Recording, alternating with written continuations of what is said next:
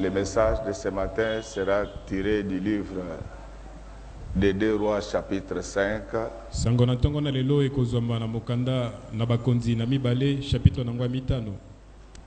Verset 11.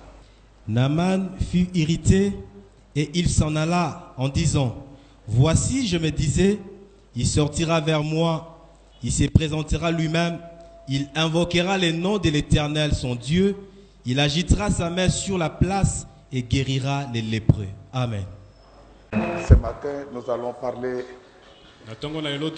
de quelque chose qui pourra nous aider. Et notre thème s'intitule Le clinquant de Damas. Le clinquant, c'est quelque chose qui brille, mais qui n'est pas de l'or. C'est l'irréel qui veut se confondre à la réalité. Est-ce qu'on peut acclamer très fort? Donc, qu'est-ce que nous voulons dire par là? Nous voulons faire voir au peuple de Dieu que Dieu n'est pas dans les tralala. Il n'est pas dans les folklore. Mais Dieu est dans sa parole. Est-ce que nous pouvons acclamer bien pour Jésus?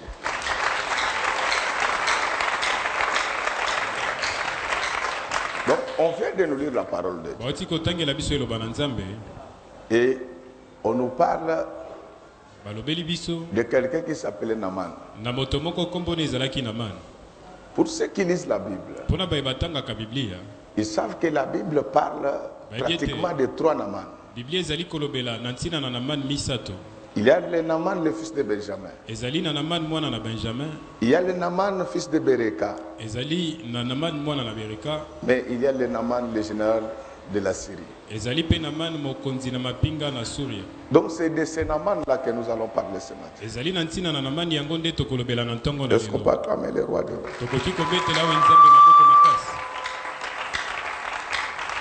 Cet homme Naaman, il était très fort. Tactiquement, physiquement,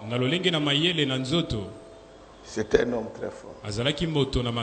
C'était par lui que la Syrie avait réussi à s'imposer dans la contrée orientale. Mais cet homme était le prêt. C'est-à-dire que même si on ne le tuait pas, un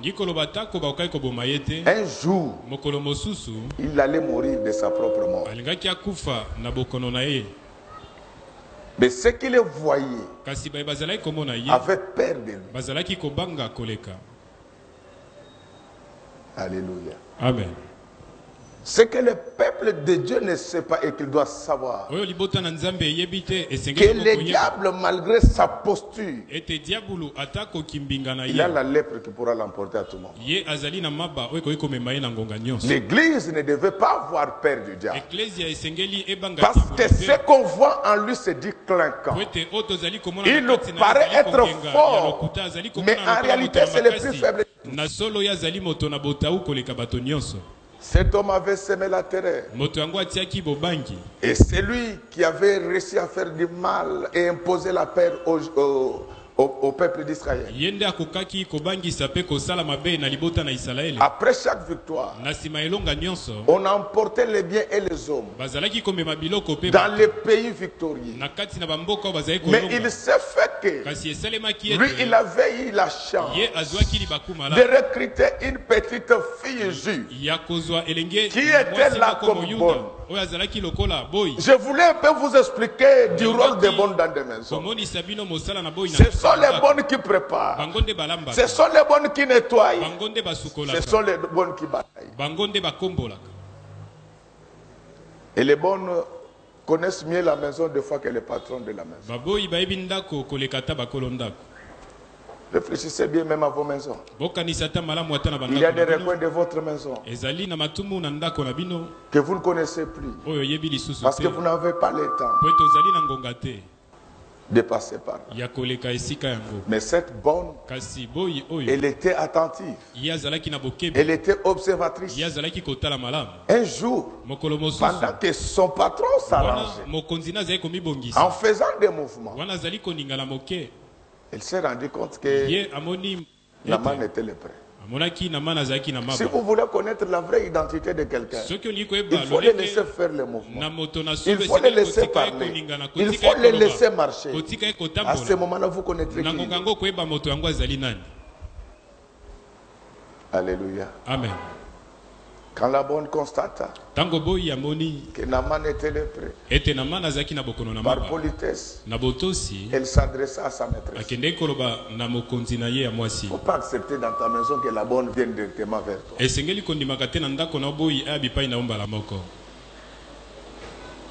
Le familiarisme engendre le mépris. Il y a des choses que la maman doit gérer. Toi, tu es papa. C'est maman qui paye la bonne. Comment tu peux encore demander à la bonne si on l'a déjà payé ou pas? Donc tu veux sortir avec une bonne. Mais quand elle voit, elle va d'abord. Elle passe par la mer. Il dit que tel que je vois le patron. Chez nous à Samarie, chez nous en Israël, il y a un prophète.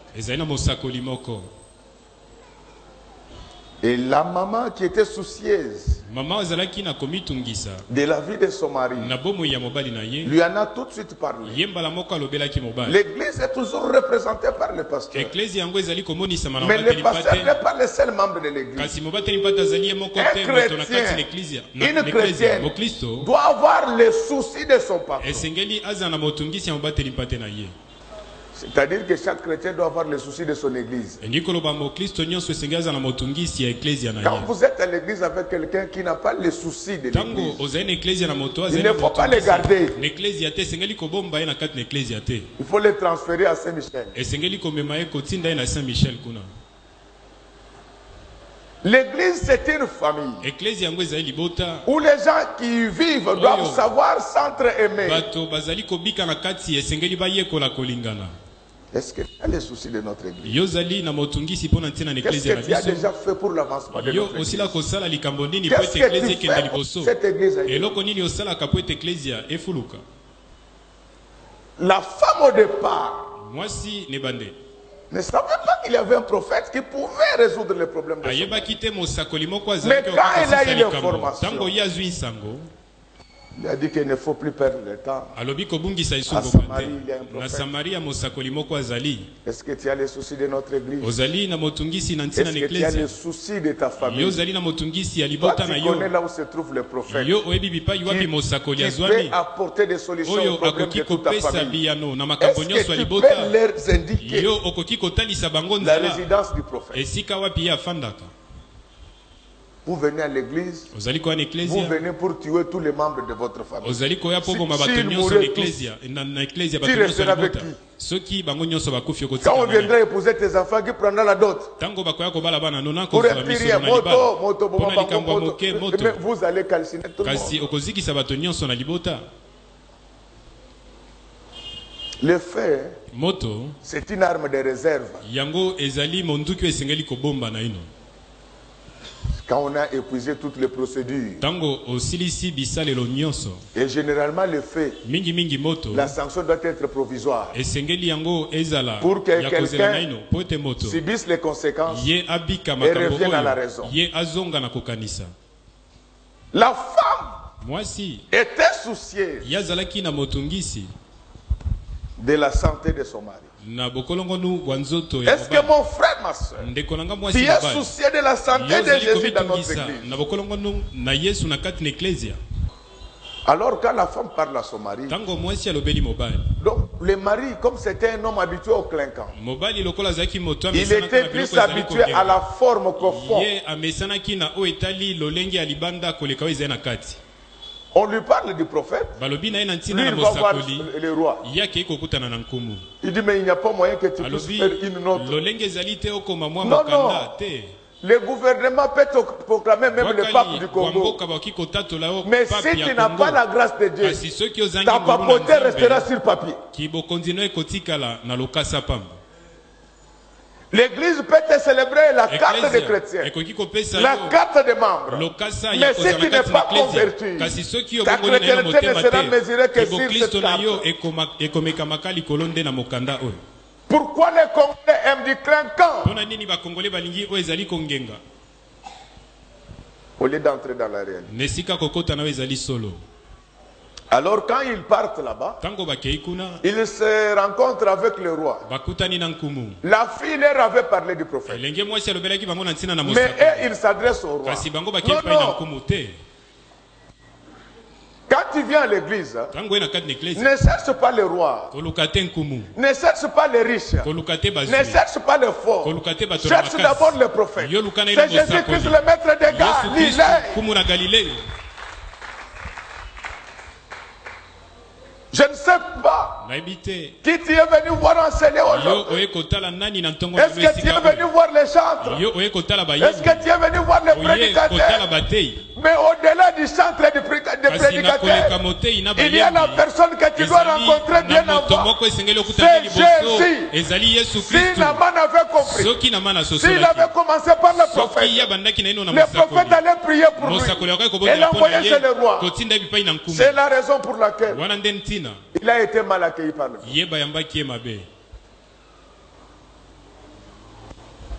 Amen, amen, amen. Amen. Alors quand il vient, il va voir le roi. Et le roi, un autre embrouillé. Il commence à pleurer. Il dit que ça, ce sont des provocations.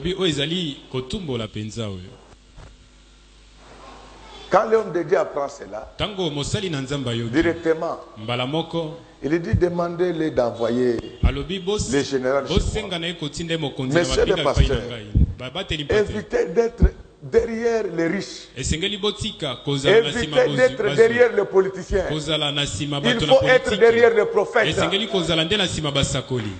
Amen. Si les prophètes vous faites grâce, ces gens seront derrière vous. Vous savez pourquoi les politiciens, les riches ne respectent pas les pasteurs? Parce que vous êtes tout le temps derrière eux. En Israël, ce sont les rois qui partaient consulter les prophètes. C'est pourquoi moi j'aime beaucoup le pasteur Simon Kimbangu. Je l'aime beaucoup.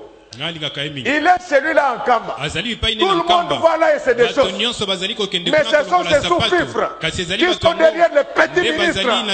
My God. Moi je suis serviteur de Dieu. Je ne vendrai pas la grâce. On ne peut pas moi me manipuler pour les élections. Que ce soit l'opposition, que ce soit le pouvoir. Moi je suis prédicateur. My God. Amen. C'est ainsi qu'on se joue de. Prions Dieu qu'il nous donne beaucoup de membres. Nous allons faire changer des choses dans ce pays. Alléluia. Amen. Non, nous devons respecter les autorités. Mais nous devons garder notre dignité. Quand le prophète apprend qu'il y a des problèmes, qu'il y a de l'embrouillement dans la cour royale, il dit amenez-moi ce lépreux-là. Et lui il s'était bien préparé. Il vient, il avait déjà amené le cycle d'argent et le cycle d'or et le vêtement de rechange. Il dit quand il verra tout ça, il va bouger. Un prédicateur ne doit pas trembler avec l'argent. Regardez dans la Bible, quand on amenait l'argent dans l'église de Jérusalem, on déposait ça au pied des apôtres. C'était pour dire que les apôtres avaient le pouvoir sur l'argent.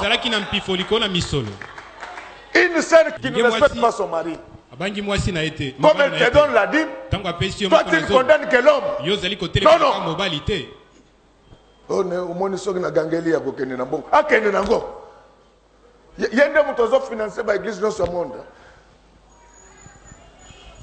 C'est quoi? Pourquoi trembler devant les pressions? Pourquoi? Même les chrétiens tremblent devant le présent. Un papa de ton âge, ton chef fait de toi son commissionnaire de fils, c'est-à-dire Moukala. Hein? Et tu as mis Jésus où? À cause des présents.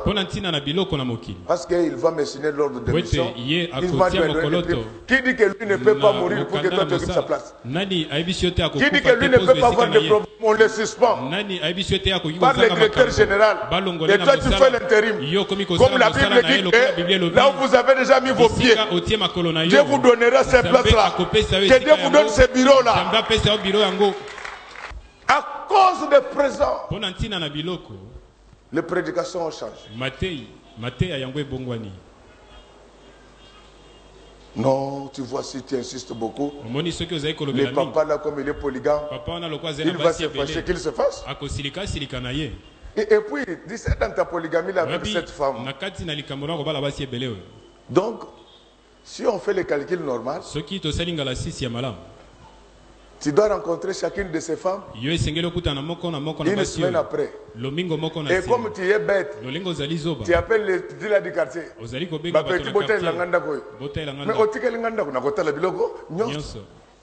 Je t'informe que sur ta chaise là de YOLO, là où quand tu t'assois, on commence à prendre les mouchoirs pour te donner un peu d'air, papier. Mais sur cette chaise là, le petit du quartier était là. Il a fait manger dans ton assiette. Tu ne comprends pas que tu fais trop de pertes. Moi, si j'étais à ta place seulement aujourd'hui, j'allais me séparer de toutes ces femmes pour rester avec la première. Amen. Alléluia. Amen. Non, mes chers sœurs, je dois vous dire la vérité. C'était par ignorance que vous étiez la deuxième, la troisième, la quatrième, que tu étais la millième. Mais quand tu entends la parole de Dieu, il faut en profiter comme tu es encore jeune. Ces messieurs te trompent parce que tu es encore jeune. Quand tu vas vieillir, c'est lui qui te rappellera de cette prédication. Il va te dire ce que tu connais. Les gens à la télé, là, tu la connais pas. Non, tel qu'il a prêché aujourd'hui, je comprends qu'on doit se séparer. À 65 ans, tu auras encore un mari. C'est maintenant, comme tu as encore 27 ans, au nom du Seigneur, vous vous séparez, mais il vous donne quand même des parcelles et des voitures. Et moi, je vous donne l'onction de ta marque déposée, de ta propriété. Comme ça, tu iras au ciel. Nous devons parler de ces choses avec amour, sans être effrayé par les statuts des gens. Quand Naaman arrive, le prophète ne l'a pas reçu. Et pourtant, quand il est arrivé à la cour royale, on l'a annoncé précipitamment qu'il est délégué du roi de Syrie. À l'église, on accueille bien les gens qui ont des cœurs purs. Et vous ne pouvez pas avoir quelqu'un parce que c'est lui, c'est le dirigeant de la chorale. Il se me conduit. Non. On ne peut pas lui faire un bon accueil. On ne parle même pas avec lui. Alors le prophète dit tel que tu es venu là, va te jeter d'abord dans les eaux du Jourdain. Après cela, tu parles avec moi. C'est là que l'affaire avait commencé. Il s'était tout de suite fâché. Il dit, c'est quoi ça? C'est ça le clinquant de Damas. C'est ça l'esprit de Naaman. Nous avons une église où les gens aiment des agitations pour rien. Ils sont au nombre de 30, mais les baffles s'entendent jusqu'à la commune là-bas.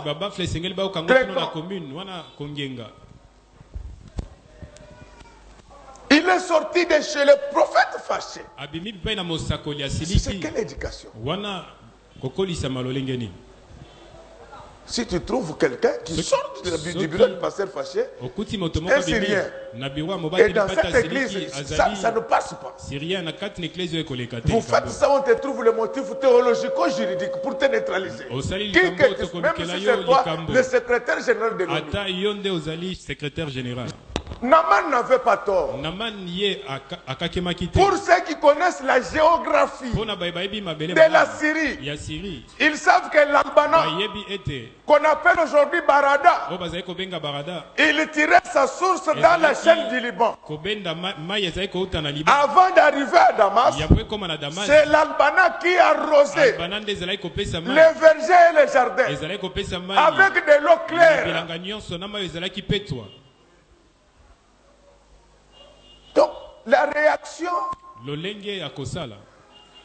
Naaman était normale pour les hommes, mais anormale pour Dieu. Il en est de même de Parpar. Parpar avait aussi de l'eau propre qui passait par les monts d'Orbon. Alors c'était des eaux tellement propres que s'il fallait être guéri, il devait aller là-bas. Mais bizarrement, on lui demande d'aller se jeter dans les Jourdains, une eau boueuse. Mes chers frères, quand même, il y avait des logiques non dans ce cas. Mais la logique de l'homme est différente de la logique de Dieu. C'est là où tu vois qu'il n'y a rien. Que Dieu lui pense qu'il y a quelque chose. Il était très fâché. Il avait raison de l'être. Parce que, au regard de son rang, les tirer des eaux si claires et l'amener dans des eaux boueuses, c'était un affront à sa personne. Mais quand dans sa colère, il avait des serviteurs. Dans la culture orientale, aucun serviteur ne pouvait appeler son chef père. Ça, c'était la relation entre les fidèles et leur pasteur. Mais quand vous trouvez les serviteurs, c'est-à-dire les collaborateurs, qui appellent leur chef, pas dans les affaires de Dieu, mais dans les affaires professionnelles, ils l'appellent père, c'est-à-dire qu'ils avaient une quantité importante d'amour envers lui. Alléluia. Amen. Même le pasteur ne doit avoir comme membre que les gens qui l'aiment. Sinon vous allez mourir avant comme Jésus et Judas. Tu peux mourir avant comme Jésus. Est-ce que Jésus avait gardé Judas? Quelqu'un qui ne l'aimait pas.